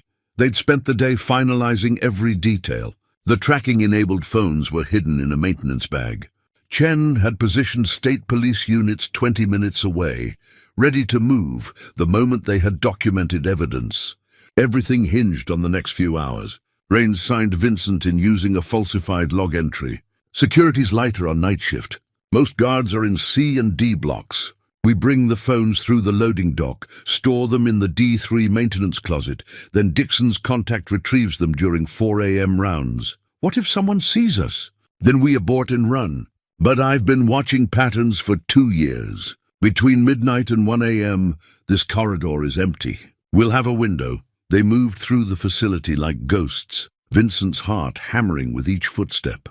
The prison felt different without his badge and authority. Now he was an intruder, someone who didn't belong. Every shadow seemed to hide a threat. At the loading dock, Rains used his keys to access the delivery area. The phones were wrapped in maintenance supplies, disguised as routine equipment. They loaded them onto a cart and began the long walk to D Block. Halfway there, voices echoed from around the corner. "Someone's coming," Vincent whispered. They ducked into a storage room, pulling the door nearly closed. Through the gap, Vincent watched 2 guards pass. One of them was Dixon. "Transfers are scheduled for Monday," Dixon was saying. "Warden wants them separated before anyone asks questions about that education program. Once they're scattered across 3 facilities, the whole thing dies." "What about Rains?" the other guard asked. "You trust him?" "He's desperate. Desperate men are useful. After tonight, he's committed. Can't turn on us without incriminating himself." They passed, their voices fading. Vincent's hands were shaking. Monday. The transfers were scheduled for Monday, 3 days away. They were running out of time even faster than he'd thought. "Keep moving," Rains said quietly. They reached D Block without further incident. The maintenance closet on D3 was exactly where Terrence's study group had met for months. Now it would be used to store contraband that would bring down the corrupt guards who destroyed their program. Rains placed the phones in the back corner, hidden behind cleaning supplies. Dixon's contact will retrieve these at 4 a.m. The tracking shows where they go, who receives them. By dawn, we'll have everything we need. And until then, we wait, monitor from Chen's command center. Hope nothing goes wrong. But something was already going wrong. As they turned to leave, the closet door swung open. Terrence stood there, confusion and recognition crossing his face. "Officer Merrick, what are you doing here?" "You're suspended." Vincent's mind raced. Terrence couldn't know what they were doing. If he interfered... "Terrence, I need you to trust me and go back to your cell." The old man's eyes moved to the maintenance bag, to Rains's tense posture, to the phones barely visible in the corner. Understanding dawned. "You're setting a trap," Terrence said slowly, "for the guards running contraband. How did you—" "I'm old, not stupid. We've known for years that certain guards were bringing things in, selling them to gangs. We stayed away from it, but you can't live in here without noticing." Terrence stepped closer. "Is this about helping us? The education program?" "It's about stopping the people who shut you down," Vincent said. "But if you're caught out of your cell, if anyone knows you saw this—" "I understand." Terrence's face was grave. "But you should know, something's happening tonight. Titus has been moving people into position. He knows the guard contraband operation exists, and he's planning to hijack it. Take the phones by force, establish his own control over the distribution." Vincent's stomach dropped. "When?" "Soon, maybe within the hour. His crew has been preparing for days, waiting for the next delivery." Rains cursed softly. "If Titus's gang attacks during the exchange, this whole thing falls apart. Evidence gets destroyed in the chaos. Dixon can claim it was an inmate operation all along. We need to warn Chen," Vincent said. "Get the police here faster. No time. Titus moves at 4 a.m. We need to intercept him before then." Vincent pulled out his phone to call Chen, but there was no signal this deep in the facility. They'd have to get to an external line or the control room. "I can help," Terrence said. "The study group. We still communicate through the ventilation system. I can spread word that there's danger coming, get people to their cells, reduce the chaos when things pop off." "You'll put yourself at risk," Vincent said. "We're already at risk. Those transfers on Monday. They'll scatter everyone we've built. If exposing Dixon's operation is our last chance to save the program, then I'm helping." Terrence's voice was firm. "Besides, you risked your job for us. Least I can do is risk a few hours in solitary." Before Vincent could argue, Terrence moved to the ventilation grate and began tapping out a pattern, some kind of code. Within moments, answering taps came from cells down the tier. "Message is spreading," Terrence said. "Stay in cells, stay quiet, trouble coming. The education group will make sure word gets around." Won't stop Titus's core crew, but it'll reduce the number of inmates involved in whatever violence happens. Rains checked his watch. We've got maybe 30 minutes before Dixon's contact arrives. If Titus moves before then, the lights went out. Emergency power kicked in seconds later, bathing the corridor in dim red light. But the damage was done. Someone had cut the main power, a deliberate action. That's Titus's signal, Terence said. He's moving now. From below, Vincent heard shouts, the sound of cell doors being forced open. Titus's gang was making their move, heading for the maintenance closet where the phones were hidden. We need to stop them, Vincent said. We're not armed, Rains replied. We can't fight a gang of inmates. Then we call for help. Get to the control room. Trigger the emergency response. They ran, Vincent and Rains racing toward the control center while Terence headed back toward his cell. Behind them, the sounds of chaos grew louder, inmates shouting, metal clanging against metal, the beginning of something violent. Vincent's mind flashed to Sophie's face, to her words, I'm proud of you. Whatever happens, he hoped she'd still be proud after tonight. Because the situation was spiraling beyond their control, and Vincent had no idea if they could stop what was coming. The riot had begun. The control room was chaos. Guards were scrambling to respond to the power outage, radios crackling with reports of violence in D Block. Vincent and Rains burst through the door, and every head turned. What the hell are you doing here, Merrick? One guard demanded. You're suspended. D Block is about to explode, Vincent said. Gang leader named Titus Monroe is making a move on contraband hidden in the D3 maintenance closet. We need emergency response now. Contraband? What contraband? Rains stepped forward. The contraband that Officer Dixon and others have been smuggling in for years. The Operation Warden Castellano has been protecting. We have evidence, and we need to secure that closet before Titus destroys it. The guards exchanged uncertain glances. Some looked shocked. Others looked guilty. You're making serious accusations, the senior guard said. And I can prove them. Rains pulled out his phone, starting to dial Inspector Chen. State police are standing by. But right now, we have inmates heading for that closet, and if they get there first, an explosion of sound from the monitors cut him off. Security cameras showed D Block erupting into violence. Titus's crew had reached the third tier, forcing open the maintenance closet. But they weren't alone. Dixon stood there, weapon drawn, facing down the gang members. He's trying to protect the evidence, Vincent said. If Titus gets those phones, Dixon can't sell them. He's going to fight. On screen, the confrontation escalated. Titus's crew rushed Dixon. A struggle ensued, brutal and quick. Dixon went down under multiple attackers. We need riot response, the senior guard said, reaching for the alarm. Wait, Rains said. Look, other inmates were emerging from their cells. Deshawn, Andre, Luis, others from the study group. But they weren't joining the violence. They were moving through the corridors, talking to people, calming the situation, preventing the isolated fight from becoming a full riot. On one monitor, Vincent saw Deshawn step between two inmates about to fight. Words were exchanged. The potential combatants separated, retreated to their cells. On another screen, Andre was speaking urgently to a group of younger inmates, gesturing for them to stay back, to not get involved in Titus's operation. They're containing it, Vincent said with wonder.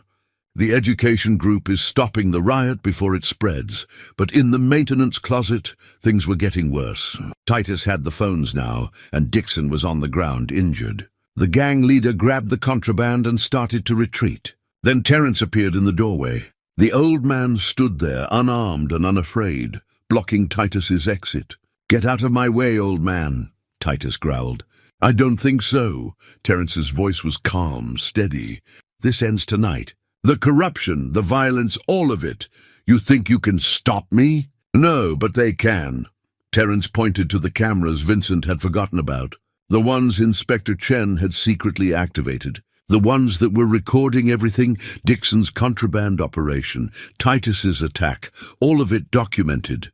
Titus's face changed as understanding hit.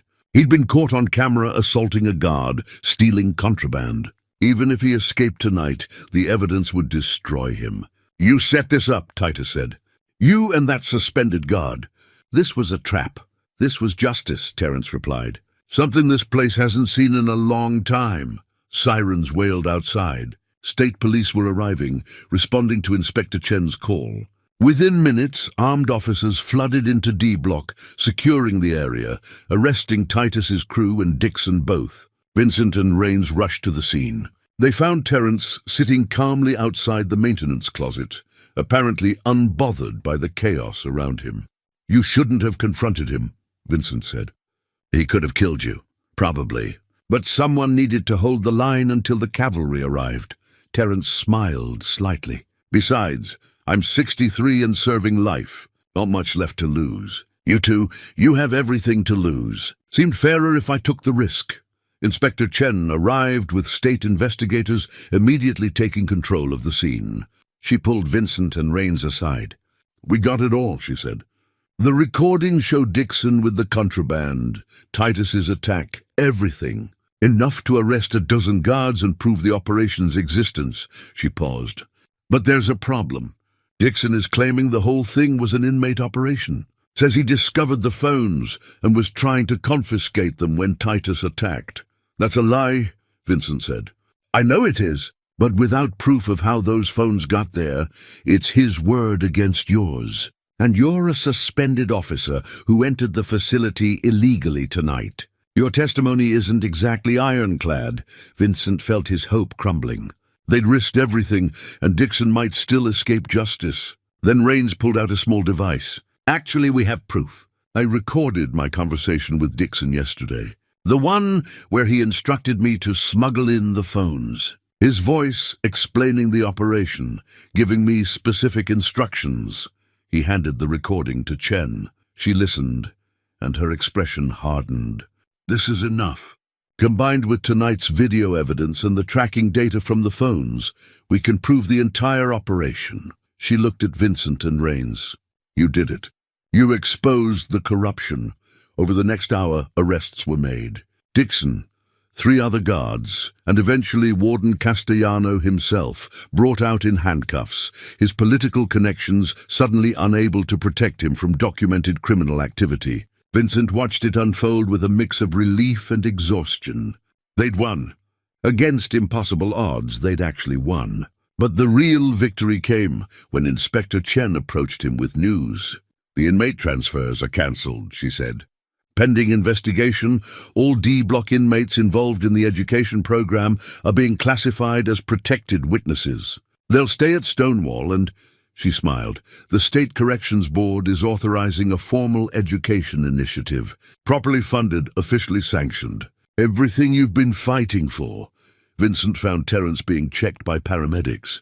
The old man looked exhausted but satisfied. You did it, Vincent said. You saved the program.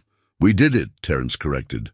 All of us. You Rains, Father Brennan, every man who refused to give up on learning even when the system gave up on us. He gripped Vincent's hand. Thank you. For seeing us as human. For believing we could change. As dawn broke over Stonewall, Vincent finally allowed himself to believe it was over. The corruption exposed. The program saved. Justice, however imperfect, finally served. 3 months had passed since the night Stonewall's corruption was exposed. Vincent stood in the parking lot, watching the sunrise paint the prison's grey walls in shades of gold and amber. But this time, he wasn't arriving for a desperate night shift. He was arriving as the newly appointed education coordinator. The suspension had been lifted after Inspector Chen's investigation cleared him of wrongdoing. The State Corrections Board had not only reinstated him, but offered a promotion, overseeing the formal education program they were implementing at Stonewall. It paid better than security ever had. More importantly, it meant something. Sophie had driven with him this morning, wanting to see the place that had consumed so much of their lives these past months. It's bigger than I imagined, she said, studying the facility, and hopefully better than it was. Vincent gathered the folders from his truck, curriculum plans, GED schedules, correspondence course applications. Want to come inside? Meet some people? They passed through security, Vincent's new badge granting access he'd fought so hard to protect. The guard at the checkpoint nodded respectfully. Word had spread about what Vincent had done, how he'd risked everything to expose the corruption. Sergeant Rains met them in the main corridor. He'd been promoted to deputy warden, interim administration, while the state searched for Castellano's permanent replacement. "Morning, Merrick. This must be Sophie." "Yes, sir. Your father's a good man," Rains said to Sophie. "Stubborn, occasionally reckless, but good. We're lucky to have him." They walked through the facility toward the new education wing. The space had been a storage area 3 months ago. Now it held desks, chairs, whiteboards, and shelves lined with textbooks. Real textbooks, ordered through proper channels, funded by the state. Father Brennan was there, arranging materials for the morning session. He'd been officially recognized as the program's volunteer coordinator, legitimizing the work he'd done in shadows for years. "Vincent, Sophie, welcome." Brennan smiled warmly. "We're expecting about 20 students this morning. GED prep and college correspondence courses. Next month, we're adding a vocational training component, carpentry, electrical work, computer skills. How's attendance been?" Vincent asked. "Stronger than expected. Word's gotten around that this is real, that men who participate actually have a chance at something better when they're released." Brennan gestured to a bulletin board covered in certificates. 4 more GED graduates last month. Deshawn finished his philosophy course with high honors. Andre's been accepted to a community college's remote program. The door opened, and inmates began filing in for class. Vincent recognized most of them, the study group that had started all of this. They looked different now. More confident, more hopeful. Terence entered last, moving slowly but with quiet dignity. He saw Vincent and Sophie, and his weathered face broke into a genuine smile. "Officer Merrick, or should I say Coordinator Merrick now?" "Terence, I want you to meet my daughter, Sophie." Terence shook her hand with old-fashioned courtesy. "Your father is a brave man. He risked everything to protect something he believed in. You should be very proud." "I am," Sophie said. "He told me about what you all did, how you kept studying even when it was dangerous. That's brave too, perhaps. Or perhaps we were just too stubborn to accept that we were beyond redemption."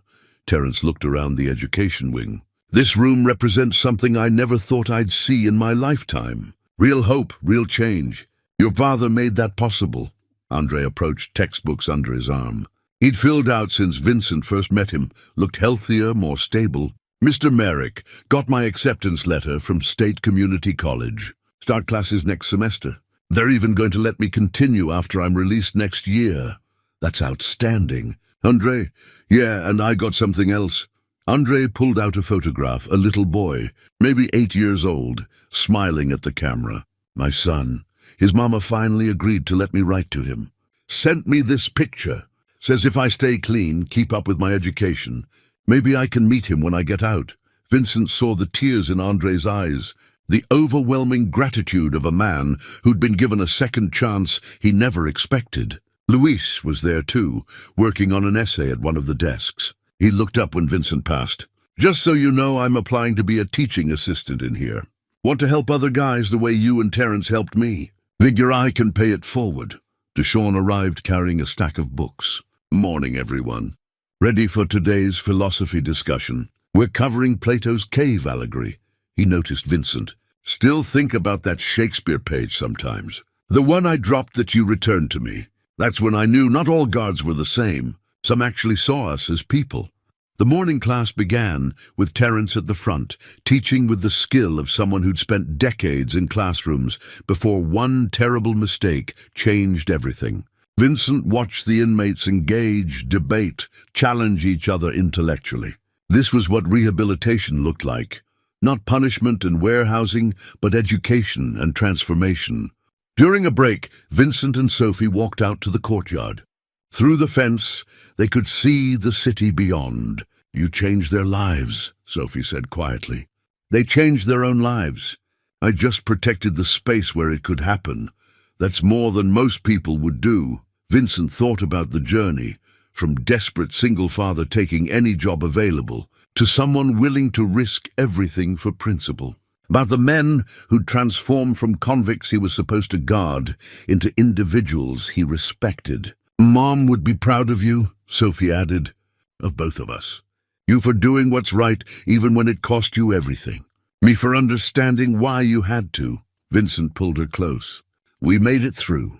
Not the way I planned. Not the life I imagined when I started Merrick Construction. But maybe this is better. Maybe this matters more." They stood there for a moment, father and daughter, watching the morning unfold over a place that had become something different than what it was meant to be. Not just a warehouse for broken men, but a place where transformation was possible. Where second chances existed for those brave enough to reach for them. Behind them, through the education wing windows, Vincent could see Terrence's class continuing. Men who'd been written off by society, proving every day that people could change if given the tools and the opportunity.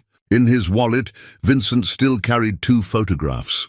Sophie smiling at her birthday party, and now beside it a new picture, the education program's first graduating class, certificates in hand, hope visible on every face. Both images represented the same thing: legacy, purpose, the future worth fighting for. As Vincent and Sophie headed back inside, he thought about the question from his first night at Stonewall. Could one man with nothing to lose become the guardian of hope in a place built to destroy it? The answer, he'd learned, wasn't about one man at all. It was about ordinary people making extraordinary choices. About believing in redemption when the world counseled despair. About protecting what matters, even at terrible cost. Vincent had walked into Stonewall expecting nothing but survival. He'd found something far more valuable: purpose, community, and proof that even in the darkest places, human dignity could flourish if someone was willing to defend it. The education program would continue. The men would keep learning, keep transforming, keep proving that second chances weren't naive idealism, but practical reality. And Vincent would be there protecting that hope, nurturing that transformation, ensuring that what they'd all fought for would endure. It wasn't the life he'd planned, but as he watched Terrence teach and Andre study and Deshawn debate, Vincent realized it was exactly the life he was meant to live.